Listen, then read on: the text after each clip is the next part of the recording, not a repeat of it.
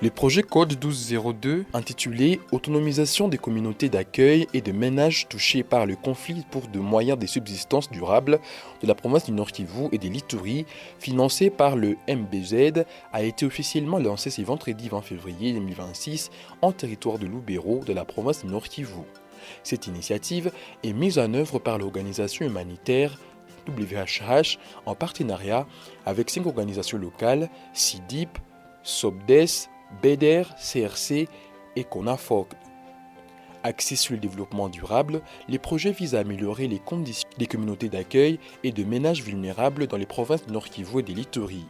Prévu pour une durée de 36 mois, soit du 1er janvier 2026 au 31 décembre 2028, les projets attendent accompagner au moins 54 400 bénéficiaires à travers plusieurs volets clés, notamment l'agriculture, la nutrition, la cohésion sociale, la protection ainsi que la promotion de la bonne gouvernance. Ces volets d'intervention sont définis avec des avantages spécifiques à faveur des bénéficiaires. On va travailler avec 6 000 bénéficiaires dans les relèvements économiques et nous allons travailler, on va les structurer en 50 coopératives.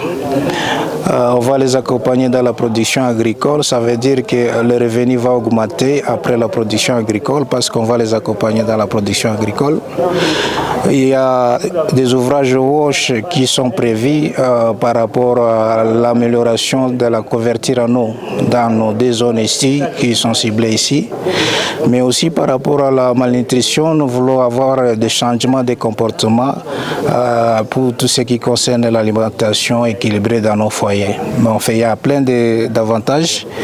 Également par rapport à la route, on va identifier en fait une route où pour désenclaver une zone, soit favoriser l'évacuation des produits agricoles à partir de la zone de production.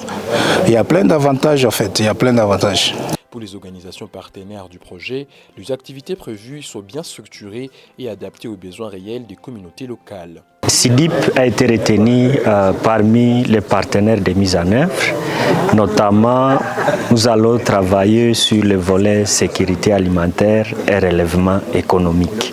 Nous, en tant que SIDIP, nous avons l'expérience dans la sécurité alimentaire, notamment l'accompagnement des producteurs agricoles.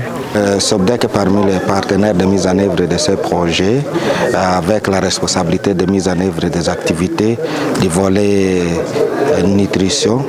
Et là, concrètement, nous allons travailler avec les zones de santé, les nutritionnistes, et aussi les groupes de soutien Ange et aussi les relais communautaires des aires de santé ciblées.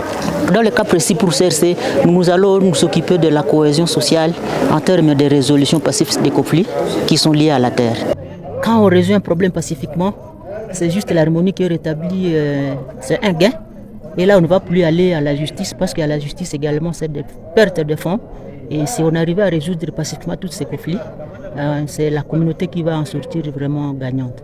Bon Dieu Dalari va s'occuper de la protection, qui est un paquet transversal dans toutes les activités du projet.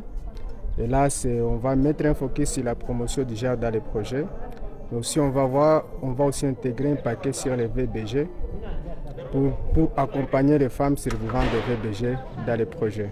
De son côté, l'autorité territoriale a salué les lancements du projet, appelant la population bénéficiaire à s'approprier cette initiative afin de renforcer le développement durable de la région.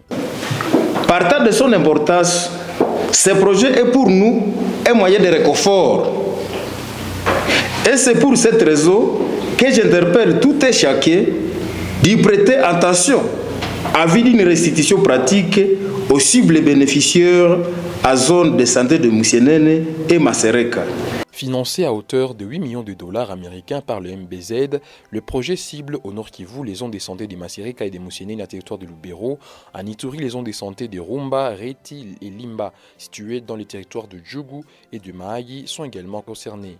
Dans ces projets, le SIDIP s'occupe des volets liés à l'agriculture et les relèvements économiques des bénéficiaires dans les 2 provinces.